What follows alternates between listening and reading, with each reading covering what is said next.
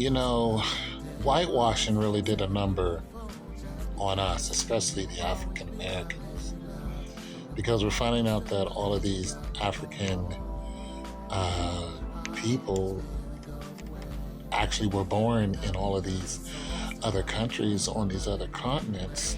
And we're going, wow, I didn't know they exist. And a lot of that stems from, what you're taught in school. You're like, you just don't believe that these black people are there, but you're reading about them in the Bible all the time. When you read about Paul, Paul was black. When you read it, and he was a Roman, okay? Paul was a Roman. This is why they just couldn't do what they wanted to him. And this when he was going around, preaching the word. And this is why the Jews that wanted to, the Pharisees that wanted to hurt him, the Roman generals and Roman leaders wouldn't do it. And Paul was like, hey, I want to go before Caesar. I want to go before, and they were like, okay, well, we're going to send you on a boat and you're going to go before Caesar. And that was his right because he was a Roman citizen. He was black. Okay. So, a lot of, matter of fact, all the disciples were black, but you don't believe that because the whitewashing of the Bible was so thorough that you even believe Jesus was white. And I've said it before, these people, they come from Africa, but their descendants, they were born in, these European countries. And, they were citizens, So Paul was of the tribe of Benjamin. So when you go and read about Paul, and we quote his scriptures, the gospel, the scriptures of the gospel, but the ones that came through Paul, you quote them all the time. You're believing a white person said this, and it's a black person the whole time.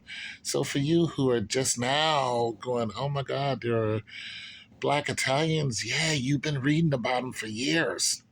You've been quoting the scriptures of Christ for years that were written down by black men, all of those people in the Bible, all Marie, all of them, they were all black people. So, wake up, people. Black people are and have always been everywhere. Everywhere. Some people are like, hey, I want to see the Black Vikings. They're there. You're going to see some black Vikings somewhere. Trust me, they're there because black people, they're everywhere. They want to see black people from Norway. People say, hey, we've seen black people from Japan and black Japanese. Yeah. The Japanese are just now, not the Japanese, but the Chinese are just now coming to grips that they, boom, they were started by the Africans that crossed the continent when the land was a lot closer. Actually, the land was one because it's so close to Africa.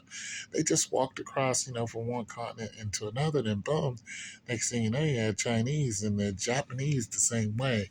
But yes, as far as the Italians are concerned, a lot of people that you're reading about, a lot of the warriors, a lot of the Roman kings, some of the Roman kings, they were black. When you're reading about Hannibal, the great Hannibal and his army, what color do you think Hannibal was? He was a black man.